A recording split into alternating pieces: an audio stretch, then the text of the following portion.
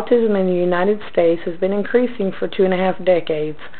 My intentions here is to give you a little bit of background on autism and to be a little bit informative to you as to what we are facing. In the last 2.5 decades, one child in every 10,000 or maybe 500, perhaps even one in every 166 today. It's clear that a lot of this rise can be attributed to better identification by doctors. Also, another thing is that we need to get some early diagnosis going on.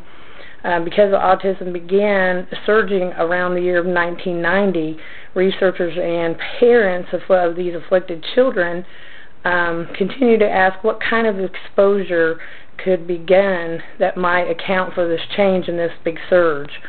There is a big myth that children with autism are less emotional than other children.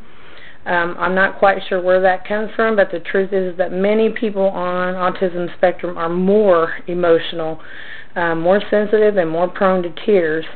In some of these children, we see what they call a breakdown or a meltdown. Sometimes children respond to intense sensory overload. Sometimes they misinterpret words, body language. They react with great passion. Whether the reasons for autistic children can respond to small things with tremendous intensity.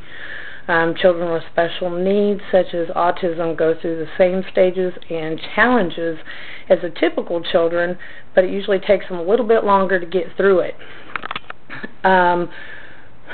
I guess what we need to realize about these children is they're stuck in the cracks sometimes and corners of everyday life, and they need more help to how to deal with the upsets than, say, a normal child does. Parents, too, get a little upset and certainly more upset, and they're found far more intense when they have children that have autism, trying to deal with the everyday life of it and getting their children the help that they need and just getting them through life. It's very important to be encouraging and sensitive to the possible meltdowns that some of these children do experience. It's also important in some situations that frustrate or upset children, and they continue to happen.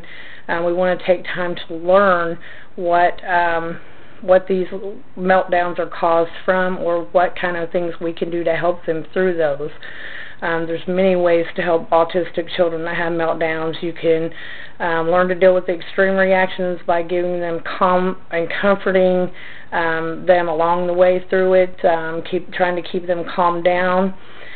We find our own ways. Perhaps some children can be alone for a few moments, and it takes others time to sit and talk and kind of redirect their thoughts a little bit.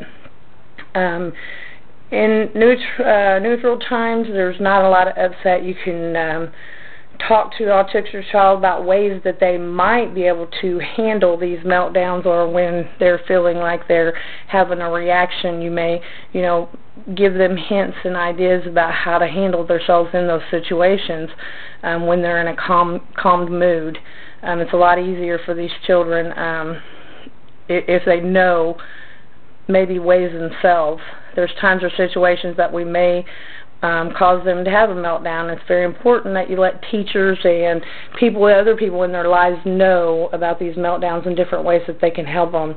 The main point for me here is I want to get across that autistic children are not bad children. They have severe problems that they have no control over. Next time you see one of these children have a meltdown, don't necessarily jump to the conclusion it's a bratty child, but there is a possibility of autism because it is on such a big rise that we need to be aware of that. So again, autism is a disability. Autism is different for every child. Autism is likely to affect more people than you're aware of. Autism affects the brain. It affects the day-to-day life of these children and their families, teachers, basically anyone who comes in contact with them. Some autistic children have a hard time focusing and learning in school, in everyday life.